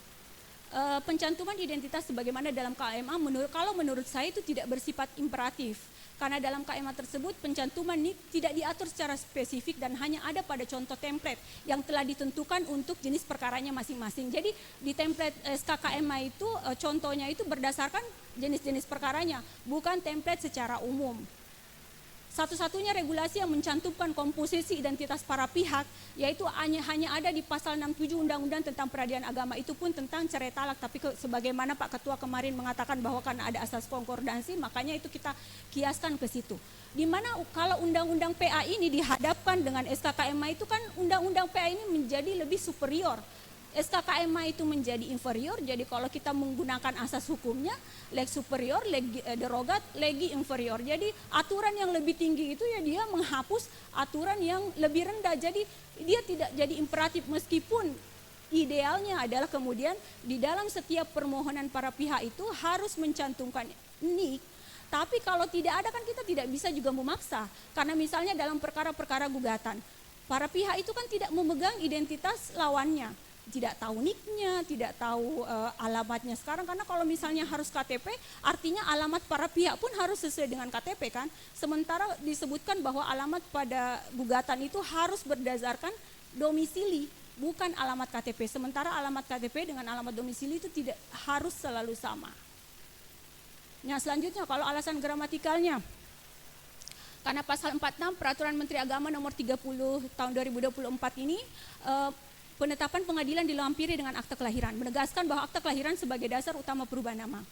Akta kelahiran adalah lampiran terhadap penetapan pengadilan. Jadi dia menjadi lampiran untuk dibawa ke KUA, itu dia menjadi lampiran penetapan pengadilan. Jadi dia dilampirkan itu pada saat para pihak itu sudah memegang penetapannya dan mau mengubah buku nikah. Karena meskipun keluar penetapan pengadilan, kalau para pihak belum mengubah di KUA itu belum berubah namanya di buku nikah. Kalau menurut saya itu tidak terdapat kaitan erat antara melampirkan akta kelahiran dengan keharusan untuk pencantuman nama dalam surat permohonan berdasarkan akta kelahiran. Karena dalam PMA tersebut, subjek yang melakukan perubahan itu adalah suami istri. Akta kelahiran hanya merupakan alat bukti dalam persidangan yang akan menguji bahwa apakah subjek buku nikah tersebut adalah subjek yang sama dengan akta kelahiran. Selanjutnya, alasan kronologis dokumen kependudukan seseorang diterbitkan Dinas Dukcapil secara urut, akta kelahiran, KTP, ijazah, buku nikah, dan seterusnya. Ini dalam siklus kehidupan seseorang, tapi kalau menurut saya, kalau kita berbicara alasan kronologis terhadap pengajuan perkara perubahan nama, maka sebenarnya kronologisnya itu adalah orang menikah dulu. Ada namanya tercatat dalam buku nikah, kemudian nama di dalam buku nikah itu salah. Nah, kemudian dialah mengajukan itu, kemudian diajukanlah bukti-bukti pembandingnya. Jadi kronologi dalam sebuah perubahan nama pada buku nikah, terlebih dahulu subjek itu harus menyatakan bahwa nama yang ada dalam buku nikah itu adalah dirinya. Kemudian meminta pengadilan untuk mengubah nama yang ada pada akta nikah tersebut sesuai dengan akta kelahirannya. Jika terbukti bahwa nama pada akta nikah dan akta kelahiran adalah orang yang sama, barulah kemudian subjek tersebut sah menggunakan nama sebagaimana dalam akta kelahiran dalam identitasnya sebagai suami istri. Selanjutnya, alasan filosofis, bila seseorang mengajukan perubahan nama, maka ia harus mencantumkan identitas diri dengan nama yang benar sebagai dasar untuk mengubah yang salah dengan disertai bukti otentik berupa akte kelahiran, KTP, dan seterusnya, dan sebagainya. Seraya mengajukan permintaan agar dokumen yang tidak sama dengan klaim dan bukti otentiknya itu diubah. Menurut saya, jika terdapat dua nama yang berbeda yang tercantum dalam akta otentik, maka secara hukum nama tersebut adalah nama yang benar yang menunjukkan subjek akta tersebut dalam kedudukannya sesuai dengan yang diterangkan dalam akta tersebut. Tidak ada nama benar dan salah, sampai kemudian ada penetapan pengadilan yang menyatakan mengubah akta otentik tersebut. Jika masih dalam tahap pendaftaran sudah ditentukan benar dan salah, maka tentu menjadi tidak berdasar, karena pemeriksaan benar dan salah akan ditetapkan berdasarkan hasil pemeriksaan perkara. Nah, sebenarnya juga kalau dalam perkara perubahan nama itu tidak ada istilah benar dan salah ya, karena para pihak itu sebenarnya punya dua nama yang dulu juga dipakai kemudian diubah, kecuali pada perkara kesalahan penulisan itu mungkin ada kesalahan kan, memang salah namanya, ditulis namanya Rahman terus ditulis Rohman, kan tidak mungkin orang namanya misalnya Wahyu terus tiba-tiba KUA itu menulis namanya Rahman. Kan tidak seperti itu, meskipun bagaimanapun KUA itu kan tidak sampai segitunya juga kan. Jadi pasti ada dasarnya itu, jadi apakah mungkin orang itu sakit atau bagaimana. Dan yang penting di dalam perkara perubahan nama itu ada satu yang hilang dalam dalil itu, bahwa di situ tidak mencantumkan kenapa para pihak itu melakukan perubahan nama. Itu sebenarnya alasan posita yang penting dalam setiap perkara perubahan nama. Apakah alasannya karena sakit-sakitan ataukah alasannya karena apa? Karena itu kemudian yang menjadi pijakan hakim untuk memeriksa saksi selanjutnya. Karena sebagaimana dikatakan oleh Pak Wakil bahwa surat gugatan atau permohonan itu adalah batu loncatan dari hakim. Hakim startnya dari situ dalam memeriksa perkara. Jadi mungkin untuk posbakum bisa untuk diberikan di briefing untuk supaya, karena kalau saya lihat akhir-akhir ini gugatan semakin hari semakin sumir. Kadang-kadang juga antara posita satu dengan posita lain ada ketidaktersambungan.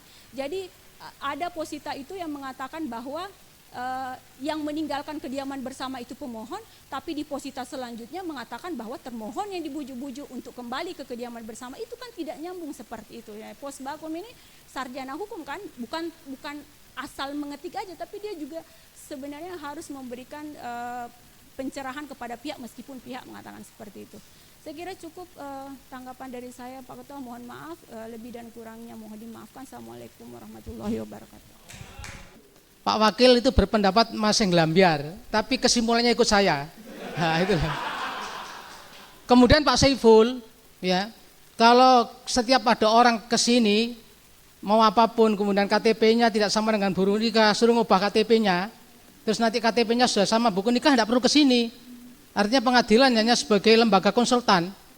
Oh ini salah, betulin dulu. Kalau sudah betul, akte kelahirannya dibetulin, KTP-nya dibetulin, sesuai dengan buku nikah, ya tidak kesini lagi, selesai sudah. Tapi apakah seperti itu? Kan kita ingin membantu mereka. Jadi boleh jadi kita terima akta otentik itu, ya kemudian yang diminta untuk dibetulin itu kita proses. Tidak harus setiap orang tidak sama terus kita suruh ke sana, ya kita tidak punya kompetensi untuk memeriksa nanti karena sudah selesai di PTSP. Kamu betulin saja KTP-nya, betulin saja buku nikah akta kelahirannya. Seperti surat nikah misalnya. Tapi tadi kalau memang ada orang mengajukan tidak punya bukti sama sekali, mau ngubah belum punya sumber orsinil, dia minta diubah tapi akta kelahirannya tidak sama, KTP-nya nggak sama, kok minta mau diubah bagaimana ya? Itu ditolak, tidak punya dalil gitu. Kalau akta otentik aja sudah kita tolak, apalagi harus keterangan lurah di bawah akta otentik, nah, kan lebih rendah misalnya. Kalau sudah gitu ya tolak-tolak aja gitu, kalau tidak punya dasar apapun. Kemudian yang agak ilmiah ini Bu Satriani ini. Jadi memang itu Bu, jadi dalam penalaran ya memang ada dua Bu. Kalau yang Ibu sampaikan kan hanya satu saja. Jadi ada penalaran deduksi, ada induksi. Kalau deduksi itu dari primis mayor ke minor, itu biasanya dalam ilmu pasti. Kalau ilmu hukum itu biasanya induksi dari minor ke mayor. Ah itu loh, itu yang saya pahami begitu. Jadi premis itu bisa dibalik, bisa mayor, dalil-dalil umum, ya, pernyataan-pernyataan umum, kemudian ke khusus. Itu namanya pengambilan keputusan secara deduksi. Seperti tadi, umumnya si A, si B suami istri, maka punya kewenangan untuk mengajukan apapun sebagai suami istri. Kan gitu. Maka itu menurut saya adalah teori deduksi, umum ke khusus. Umum itu mayor, khusus itu premis minor. Kira-kira begitu waktu kita sekolah itu ya. Kemudian ada teori pengambilan keputusan induksi dari khusus ke umum. Ya. Dari khusus ke umum. Itu biasanya ilmu-ilmu humaniora, ilmu hukum itu dari khusus ke umum. Jadi premis minor ke premis mayor. Ya. Gimana kira-kira? Contoh kalau dari umum ke khusus kan sudah dicontohkan tadi. Rani dan siapa suami istri kan gitu. Maka Rani dan siapa tadi bisa ngajukan gugatan yang terkait dengan kepentingan suami istri, maka identitasnya harus sesuai dengan KTP. Tadi yang alasan saya kemukakan juga ada pembandingnya. Kalau sekarang premis minornya dulu baru mayor gimana? Si A punya KTP, si B punya KTP, datang ke pengadilan mengaku suami istri. Sebenarnya sama, nanti pintunya juga diperiksa. Jadi maksudnya identitas itu tidak masuk unsur utama dari posita. Posita itu adalah kepentingan hukum. Yang penting nanti didalilkan di situ.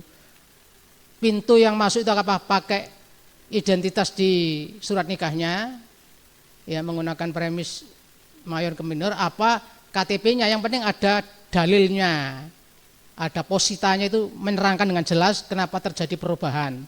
Hanya persoalannya yang tadi belum diklarifikasi, kalau menggunakan premis menggunakan deduksi itu kan persoalannya ditakutkan ada kesamaan antara amar dengan identitas yang nanti masuk akte cerai lalu minta dirubah di sini lagi, itu saja. Itu persoalannya, sehingga saya lebih cenderung ke KTP. Dari Bu Satriani cenderung ke surat nikah. Tapi karena saya melihat kenyataan banyak orang mengubah akte cerai gara-gara tidak sesuai dengan KTP itu loh. Saya tanya, loh kamu gimana dulu? Kok beda? Iya Pak, waktu di pengadilan itu suruh nama saya sesuai dengan buku nikah. Nah, kan begitu tuh. Akhirnya di akte cerai buku nikah tidak pernah dipersoalkan tentang KTP-nya itu. Ketika menikah lagi ditanya oleh PPN tidak sama dengan akte cerainya, nggak sama dengan KTP, suruh ngubah lagi. Itu persoalannya, hanya di situ. Jadi pintu itu mana bisa kita masukin, bisa deduksi, bisa induksi. Hanya kata Pak Wakil tadi menyelesaikan masalah tanpa masalah, kayak pegadaian gitu loh Pak. Gitu. Itu Bu. tanggapan singkat saya. Mungkin setelah ini di floor ya. Semuanya dipersilakan untuk berpendapat. Terima kasih. Tidak harus seperti saya atau seperti Bu Satriani, mana yang punya argumen yang lebih bagus ya. Sekian, assalamualaikum warahmatullahi wabarakatuh. Ya, terima kasih. Mungkin memang kalau adu argumen itu pasti masing-masing mempunyai pendapat dan dasar masing-masing gitu kan. Kita ingin mengkerucutkan untuk kesepakatan bersama seperti apa. Karena memang untuk perkara nomor 4 itu adalah tetangga saya sendiri. Dan juga dia berkeluh kesah kepada saya gitu kan. Katanya akte kelahirannya sudah benar, kenapa kok enggak diterima seperti itu. Saya cek memang benar, tapi memang namanya memang ada nukmannya, ada itu, jadi dipermasalahkan oleh hakimnya seperti itu.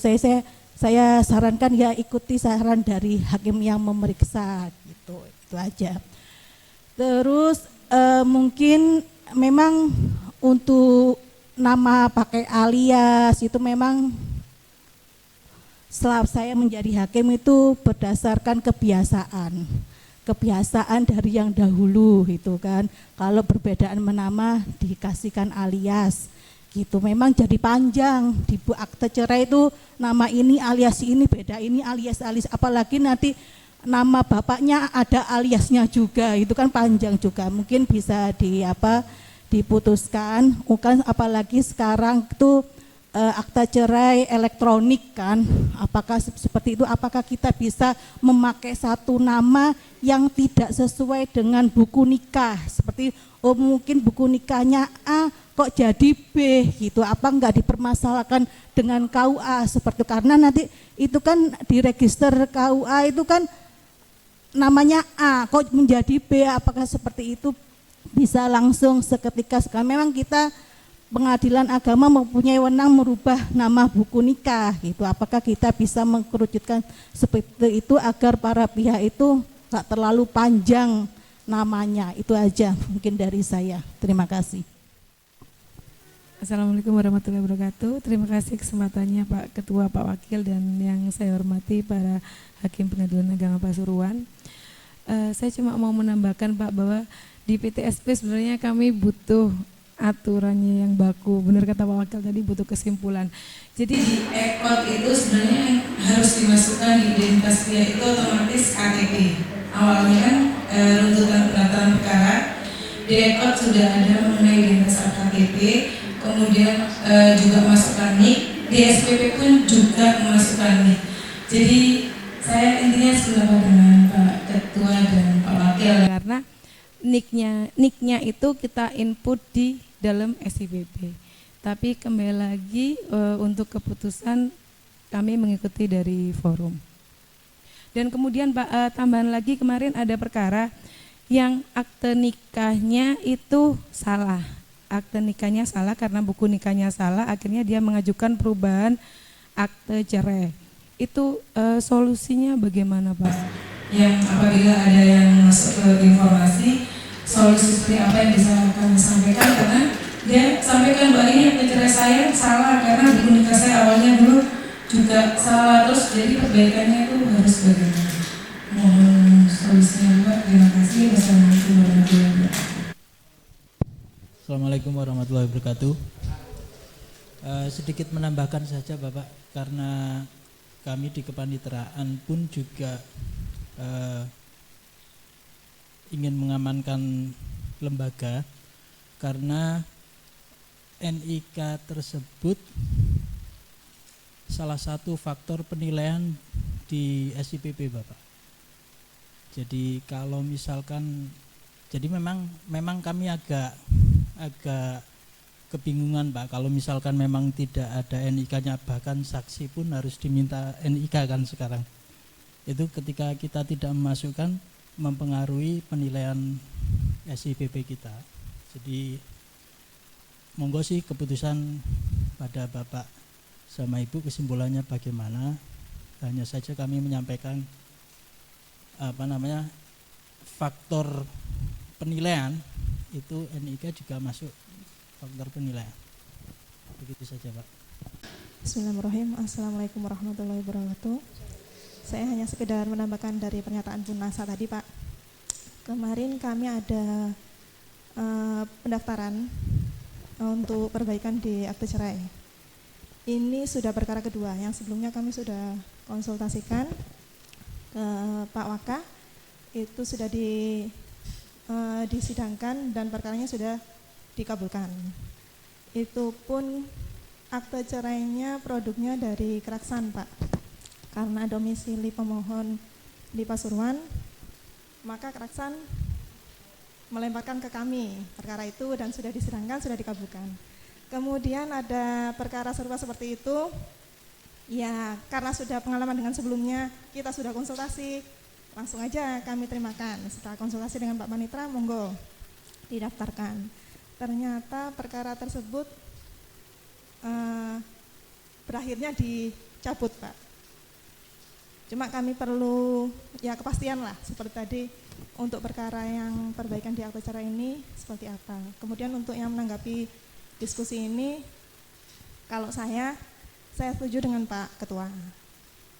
Kalau memang ada perbedaan seperti itu bisa diatasi di bahasa posipannya. Jadi mungkin ada perbaikan-perbaikan yang bisa menjelaskan, oh ya ini nama pemohon yang sesuai dengan gugatan permohonan, dan ini nama yang tertera di buku nikah. Itu bisa diatasi di dalam kata isi-isi posita, menurut saya seperti itu, Pak. Kemudian untuk kepastian yang di perceraian, Pak, karena dulu pernah kami memasukkan identitas itu sudah sesuai KTP.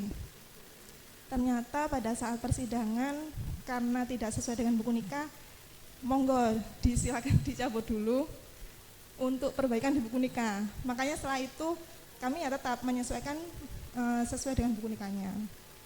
Ini mohon kesimpulannya, solusinya supaya kami bisa seragam semua, Pak.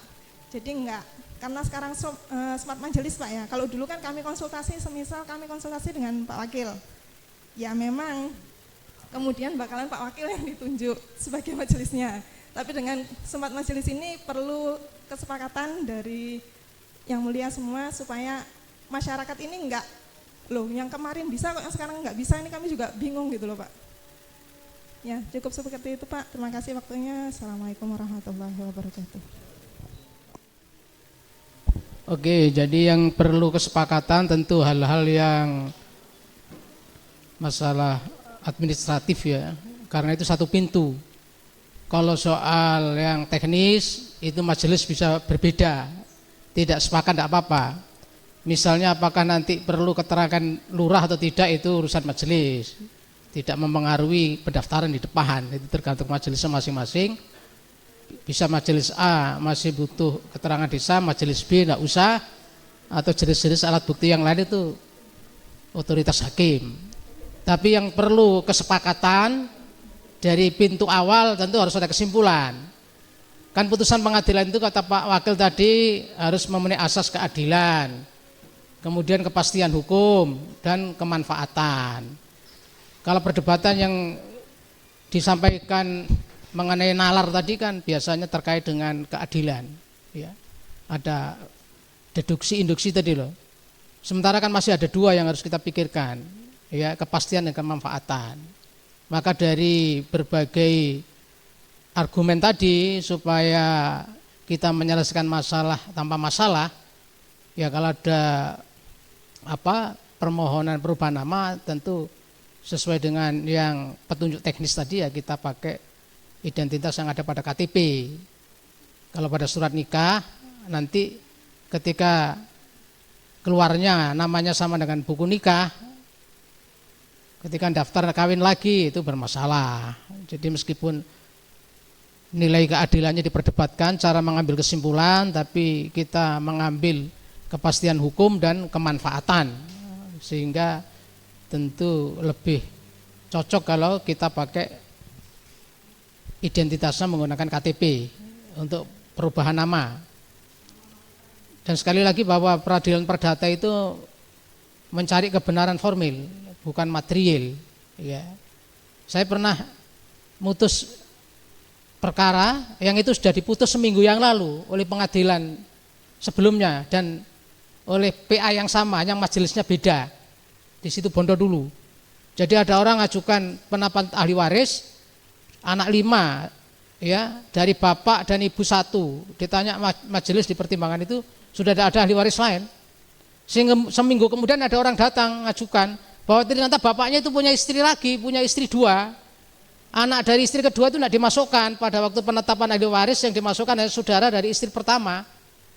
Itu ya kita nggak salah, wong keterangannya seminggu yang lalu itu tidak ada ahli waris lain, tiba-tiba muncul dan bawa bukti autentik bahwa dia juga anaknya dari ayah itu dari istri kedua, ya kayaknya disarankan untuk mengajukan gugatan waris karena ada sengketa. Dan penetapan peradilan mengenai ahli waris itu dinyatakan tidak berkekuatan hukum oleh majelis berikutnya. Tidak masalah, kita tidak salah karena kita hanya kebenaran formil. Jadi menurut saya untuk perubahan nama tetap KTP sesuai dengan petunjuk teknisnya. Ya. Kemudian untuk yang cerai, kemudian namanya berbeda antara KTP dan akte nikahnya, itu tadi saya sarankan cari solusi kumulasi. Ya diterangkanlah di positannya itu tentang kenapa terjadi perubahan nama itu ya. Kemudian nanti bisa ditimbang daripada suruh ngajukan perubahan nama dulu, kemudian nanti baru akte cerai dulu kan 2 kali. Dan itu katanya sudah dipraktekkan. Tadi saya dapat WA di PA mana tadi? Lamongan ya. Lamongan sudah dipraktekkan itu. Bahkan dulu ada hakim yang gak nyeleneh, itu Pak Nurul namanya, ketua PA Kraksan. Itu Bangkang, sudah ditegur PTAT Bangkang. Jadi panggilan dia tidak mau, dipanggil email itu. Dia bikin terobosan panggilan lewat WA. Dia lebih yakin WA daripada pos-pos itu. Dan katanya dengan WA itu banyak yang datang di Kraksan itu, pihak itu. Dan itu tidak pernah disalahkan di tingkat banding. Nah itu terobosan, tapi tidak mengikuti aturan. Aturannya kan email atau pos manggil ya. Kraksan itu pernah pakai WA waktu Pak Nurul, sekarang sudah hakim tinggi ya. Jadi kadang-katanya Pak Nurul, kadang-kadang undang-undang itu begitu diputus dibuang karena tidak sesuai lagi dengan dinamika kehidupan manusia. Kan masih ada itu Undang-Undang nomor 789 yang tidak diamandemen, bahwa KUA itu wajib menyetorkan register nikah ke PA. Mana ada sekarang KUA menyetorkan registernya ke PA? Sekarang jangan-jangan registernya juga sudah nggak ada mereka. Ya. Terus dulu waktu saya di situ Bondo itu namanya register KUA itu 1 ruangan sendiri nggak muat. Itu enggak pernah diamandemen sampai sekarang, tapi sudah pasal yang dibuang seperti itu. Jadi banyak undang-undang itu yang pasalnya tidak dipakai, tapi undang-undangnya masih hidup. Nah itu karena sudah ketinggalan dengan perkembangan zaman, dan mengubah undang-undang itu kan prosedurnya rumit. Ya, jadi itulah seperti itu. Kadang-kadang undang-undang yang masih hidup kita anggap sudah mati, yang tidak ada undang-undangnya kita pakai. Itulah hakim ya, hakim boleh-boleh saja begitu ya. Hakim itu tidak ada yang bisa menyalahkan, wakil Tuhan, mana ada hakim yang salah dalam membuat putusan, maksudnya bukan salah dalam kode etik. Putusan apa saja itu dianggap benar selama belum dinyatakan tidak benar oleh hakim di atasnya. Nah itulah kehebatan hakim sebagai wakil Tuhan itu ya, pertanggungjawabannya kepada Allah gitu loh. Saya kira begitu. Jadi menurut saya 2 hal itu, perubahan nama pakai KTP, akte nikah yang sama, pakai KTP tadi depositanya harus ada untuk diperbaiki oleh hakim sehingga kumulasi gitulah. Seperti usul saya. Nah, kita coba nanti kalau banding apa ada yang menyalahkan hakim banding. Nah, seperti itu dulu sementara kesimpulannya. Bisa diterima? Nah, nanti ya. Iya, masih ada lagi apa sudah cukup itu? Kalau akte cerai sudah sesuai dengan buku nikah, terus PPN tidak mau menerima karena berbeda dengan KTP, ya kita rubah aja sesuai dengan KTP. Ya. Jadi kita nyatakan bahwa peristiwa pencatatan di akte cerai itu mengikuti buku nikah, dan buku nikah tempo hari tidak sama dengan KTP, tapi sekarang kita sesuaikan dengan KTP, gitu aja kan. Ya, kesimpulannya, Mas, jadi tetap KTP dua-duanya. Untuk nikahnya nanti ada kumulasi gitu. Terima kasih. Baik, terima kasih kami ucapkan kepada Bapak Ketua Pengadilan Agama Pasuruan dan seluruh peserta diskusi pada siang hari ini.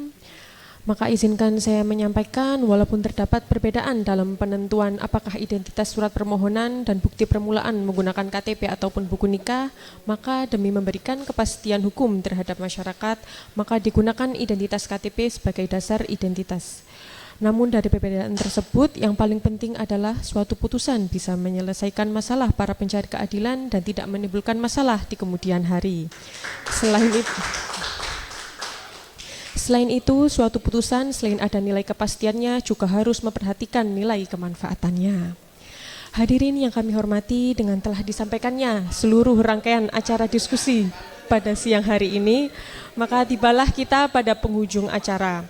Kami selaku pembawa acara mengucapkan terima kasih yang sebesar-besarnya kepada Yang Mulia Ketua Pengadilan Agama Pasuruan selaku pemakalah pada siang hari ini, serta kepada seluruh peserta yang telah mengikuti kegiatan dengan penuh antusias. Semoga hasil diskusi hukum ini dapat memberikan manfaat dan menjadi pedoman dalam peningkatan kualitas penanganan perkara di Pengadilan Agama Pasuruan. Sampai jumpa di diskusi hukum episode selanjutnya. Kami mohon maaf apabila selama memandu acara terdapat kekurangan. Wassalamualaikum warahmatullahi wabarakatuh.